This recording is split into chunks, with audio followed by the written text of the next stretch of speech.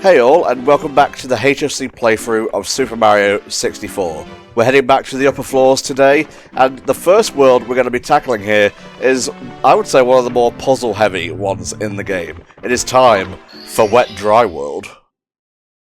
One of the levels that, in previous parts, we've talked about how some of them are very obvious what they are, others are more an abstract demonstration of what they're trying to make. This one is definitely, stretching a little bit to say that this is, a town like they're trying to make it out to be. Yeah, even Frida Kahlo would be like, give it a rest, alright, this is a bit much. I was looking at the Mario Wiki just before we started, and they described this area we're in here as a commercial centre. Mm-hmm. Okay then, I'll take your word for it. Yeah, there's not a single Comet or Curry's here. Not even a KFC, for God's sake. Oh god, I suppose what they're talking about is that, you can see the construction going on, and I guess that kinda counts, but even so... Yeah, I think that's a choice of words to describe this particular world. I'd say this is probably the weirdest world in the grand scheme of things. I think just because it is aiming for that town element, but it's so higgledy-piggledy that it just sort of doesn't necessarily hang together that well. Okay, so for the non-Brits in the audience, Richie, what does higgledy-piggledy mean? Just sort of all randomly together sort of thing. Ah, okay, so random. It's mismatched, yeah. Mishmash, hodgepodge, all in that sort of same thing. The gimmick for this level, and you see it when I jump into the painting here, depending on how high or low you jump into the painting, that's where the starting level for the water will be. Right. And for some of the stars, it's more convenient to start in one height than the other.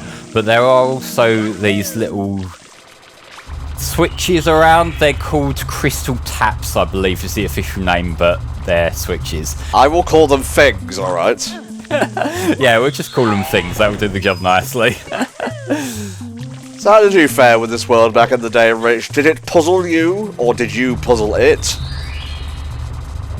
Honestly, I can't remember. Hilarious, I know, very useful for commentary. But I do seem to recall using a guide for it, just because it was just like, I don't bloody know. And also, I can be a bit of a lazy gamer, to be fair, so... I can't judge you for having a guide at your side. I had that for stuff like, I guess, Layton, I suppose. Yeah, I too use it for Layton, but my approach for Layton has always been, I will give trying to solve the puzzle a go myself, and then I'll check the answer on the guide to make sure I'm correct before I put in the answer, because I want all the picker-outs. For sure. To be fair with this particular star, what you've got to do is find the secrets in the area. The problem is that the secrets involve things like pushing a random block and finding this one specific area. This one, unless you're just running around aimlessly for hours on end, you're probably going to need some sort of push in the right direction. Yeah, going to Argos at 2 PM on a Thursday, getting the bus to Newcastle when the moon is in the right phase, when Mario has a hat. All of these are very important. Look, we're not trying to catch Reggie Gigas here. Imagine Braille just appears everywhere. Even the toads don't know what it is.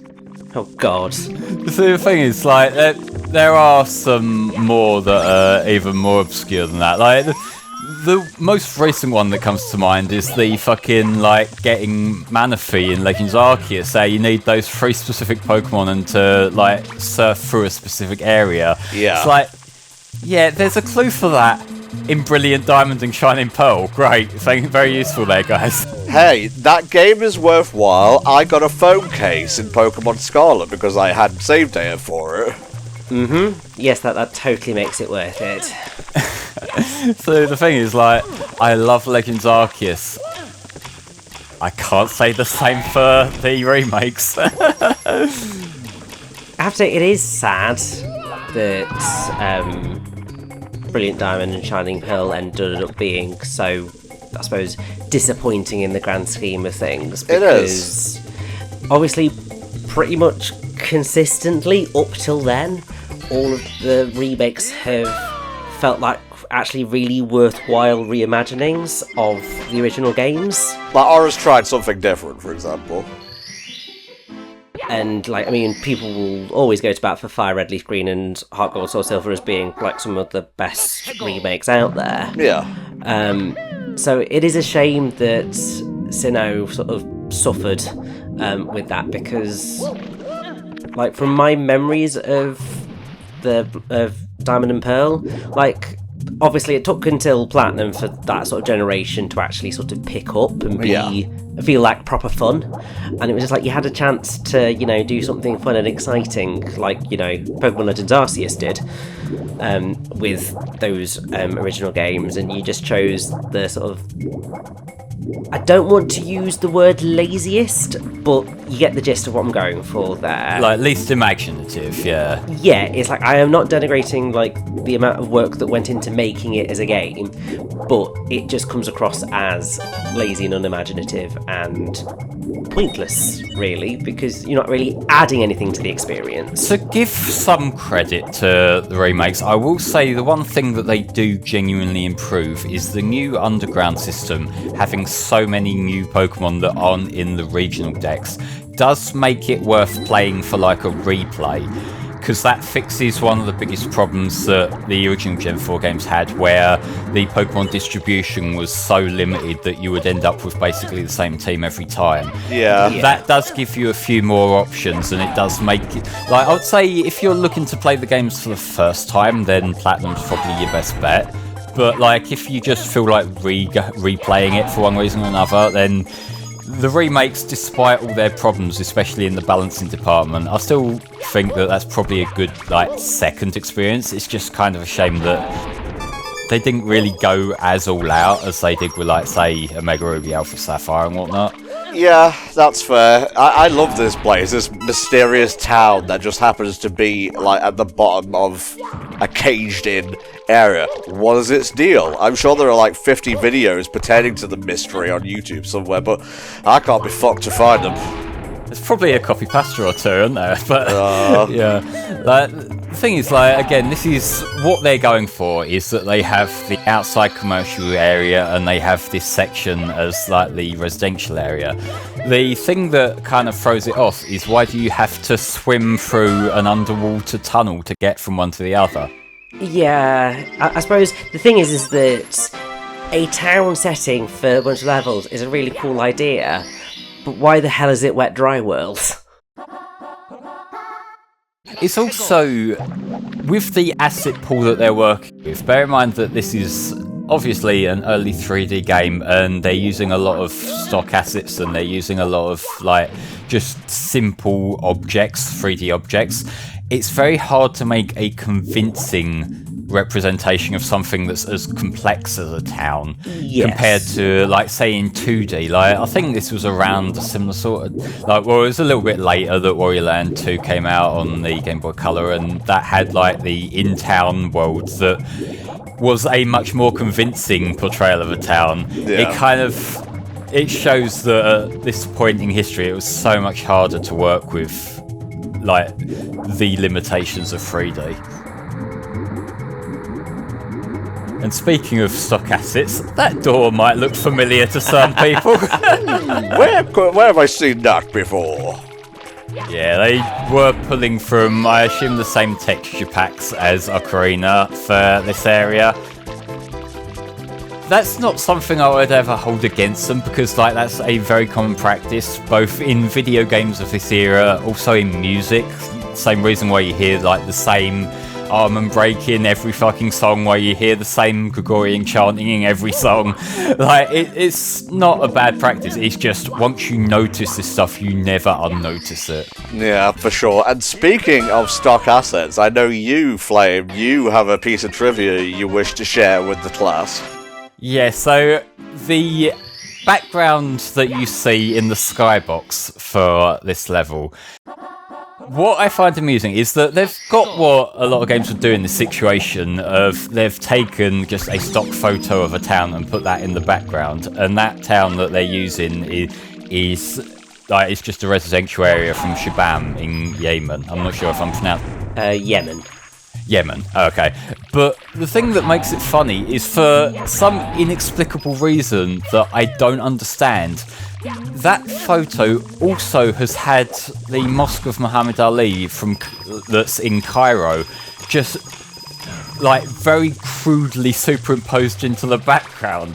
I have no idea why that's the case, and it's so obviously out of place, but they just put it in there for some reason. I was saying this to Flame before we started recording. Like, Ocarina of Time has elements of Islam in it as well. What with the crescent moon and the star in like the version early of those cartridges.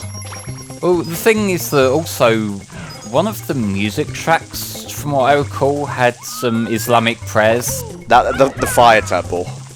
Yeah, and like that's another thing that, like, I'm pretty sure that exact same sample, I may be wrong there, I'm pretty sure it's the same sample, also showed up in one of the Little Big Planet. Yes, it did actually. I remember when that whole thing blew up, because it was just like, oh my god, Little Big Planet promoting terrorism. It's just like, just stop. But it's like you have no idea what you're saying, but like that is clearly what's happened is that's on one of the sample track CDs that is just like royalty free or whatever, and they've just taken it because it sounds cool. And it's just like, yeah, the thing, if you're just taking chanting that you don't understand, then you have no idea what they're saying. No. It's a very dangerous thing to do. I could be casting a spell for all you know, making it so you unsubscribe to every other comm channel and subscribe to HFC. Oh no, that would never work. Then like a minute later you start to realise, like, hang on, why is there only boring shit on my YouTube page now? Oh no! The spell backfired, but everyone subscribed to people other than HFC. I knew I shouldn't have substituted good ingredients for bad ingredients. It's fine, we're like the Lidl Let's Play channel. I think you're being a bit generous there, to be honest, mate. Lidl's pretty great. Fair. And so we are done with being wet and dry at the same time. There we go, now we're done. Yeah, I just thought I'd let that awkward pause hang for a second there.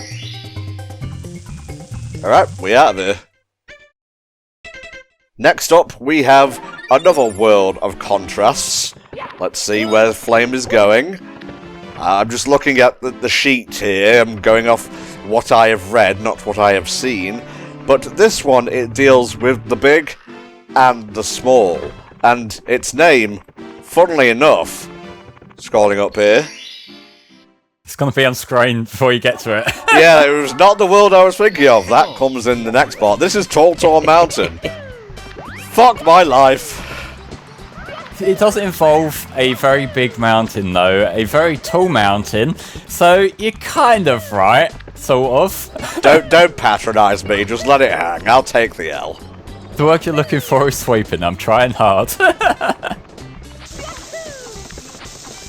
So what's special about this world, Flame? It's tall, that's about it. I will say this is one of the worlds, and probably the most forgettable world for me from Mario 64. Like, whenever I think of worlds from this game, this does not pop to my head at all, right? Even for all you can say about Wet Dry World, and I know a lot of people don't like that, I kind of think of that way before we get to the... It's basically the centre part of Bob-omb Battlefield again.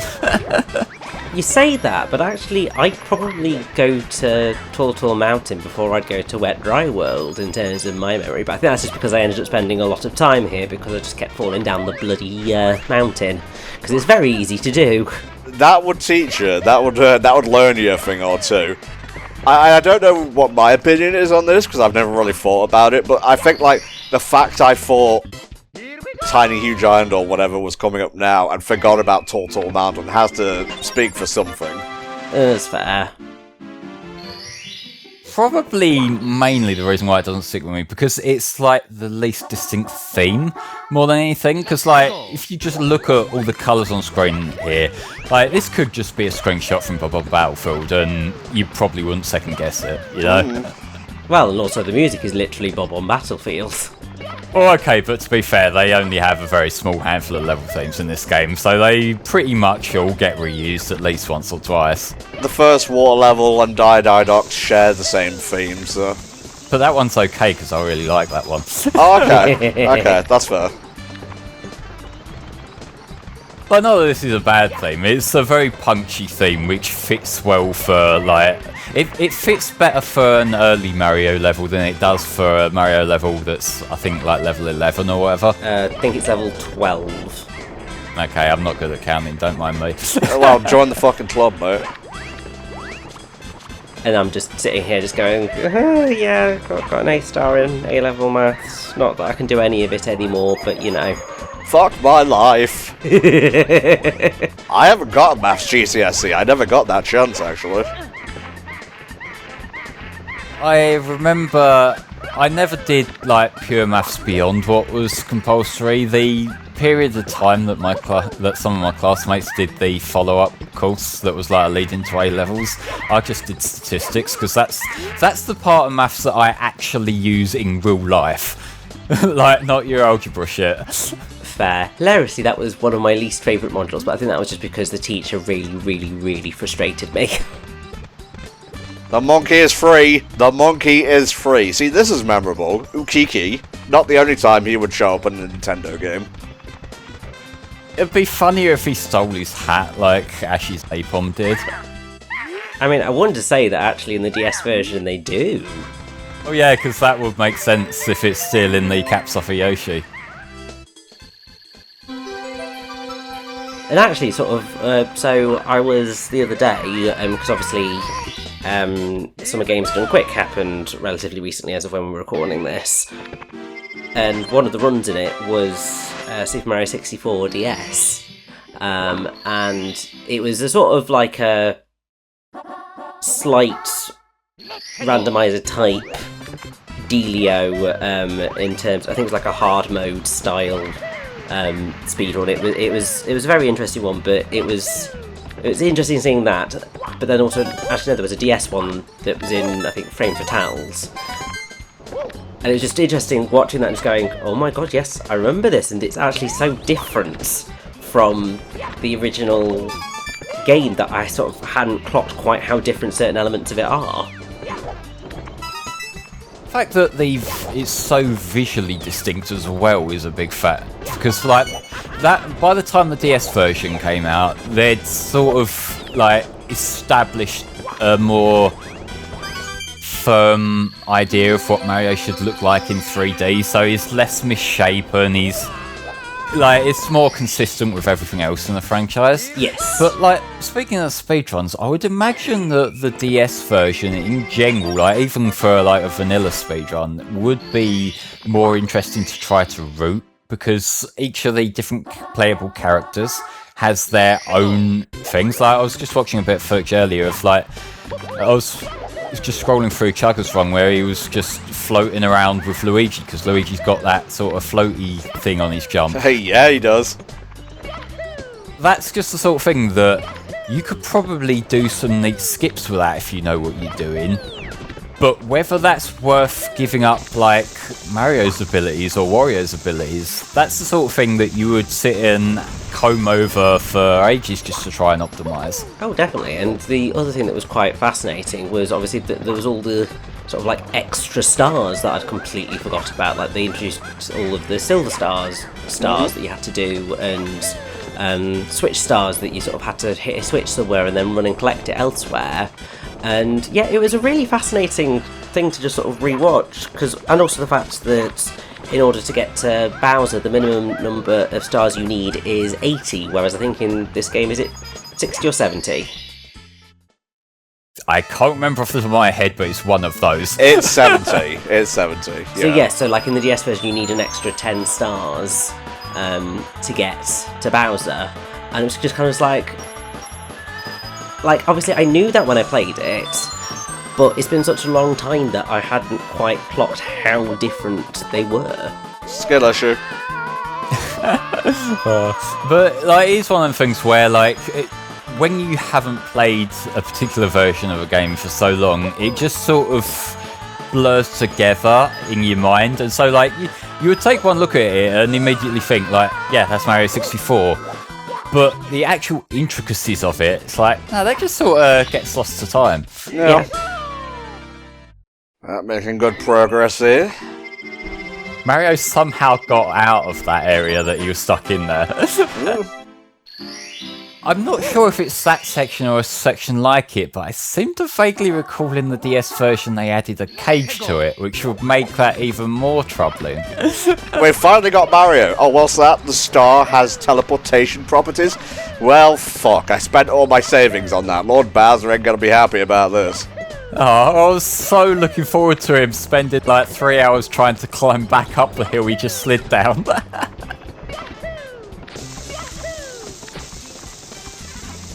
Avoid them fuckers. Like the plague. Okay. I think they're called Chuckits are their name, and like, that's a pretty fitting name for what they do, I'll say that.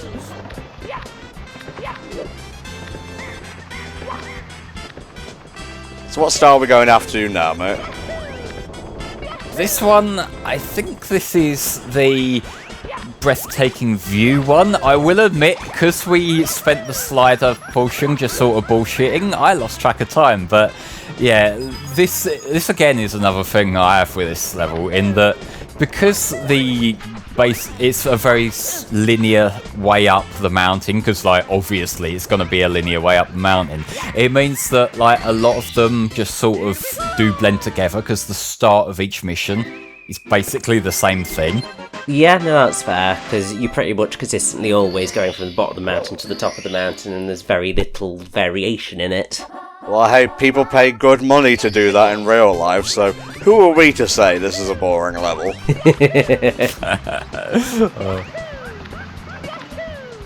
The last one we have here, besides the 100 coin one, is a little bit notorious, actually. This is Blast to the Lonely Mushroom.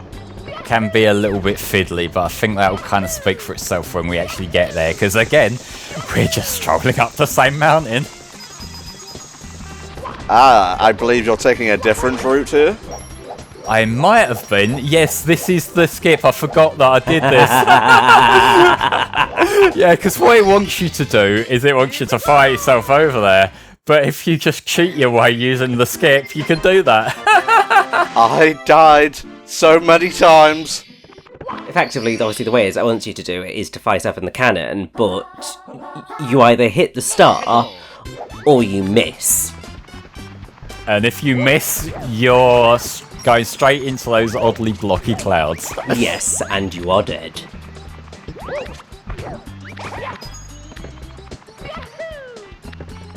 At least someone's having fun here, Mario.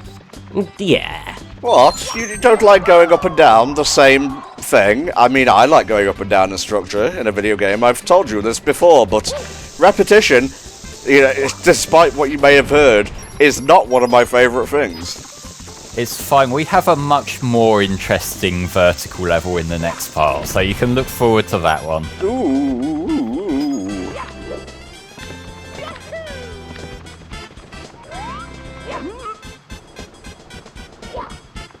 Yeah, that's right. Bullies get tossed and then explode into coins. Not a bully, a chuckit. They're two very different creatures. No, I'm not saying the species, I'm saying what he is. Imagine your species being called bully, though. Like, what kind of stereotyping are you going to face with that? Yeah, it's true. You were fucked from minute one there. Oh, we're the shitberg people? You just got to live with it.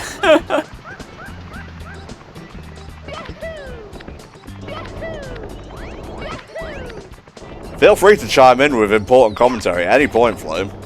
It's climbing up the fucking mountain. What do you want from me? Anything, dear, anything. How's your day been? My day has been, I slept in and then I had some leftover pizza. That is very exciting, I'm aware, but it was good pizza, so I don't mind. I also slept a lot today, mostly because I wasn't feeling too great, but otherwise I'm sound as a pan now. And I was at work. Yay! Just can't help but flex on us, can you, Rich? Mr. has a real job over here. Ooh, look at me, I have a 401k. Now, word of advice, do not leave the slide section to the end when you are doing the 100 coin mission. No. Because the star will spawn directly above wherever you are, even if you're on the slide. And if you slide past it, you will not be able to get that star. Oh no. So, yeah, it's like there's not too many places where that can fuck you over, but, you know, it's when it's trying to spawn it anywhere rather than the areas in the level where it has a set spawn location, that can cause problems. And also, that's probably one of the only... Well, this is probably one of the only levels where you really can screw yourself over like that, because there's not that many coins in the entire level, so you pretty much are going to have to go down that slide. The ice level early on, it's not Snowman's Land, Cool Mountain, that one also has a slide section that you can fuck yourself up with, but the slide section there is right near the beginning, so there's a good chance that you'll have gone into that to start with and won't have thought about it. Yeah. I'm not sure what that texture's trying to be in the background there, but it's trying. Oh, bless it. It said get 100, but I got 101. I beat the record. Fuck you. Alright, we're done here. We'll see you guys next time for another part of Super Mario 64. Take us away, Flame. I can't be doing with tall things anymore.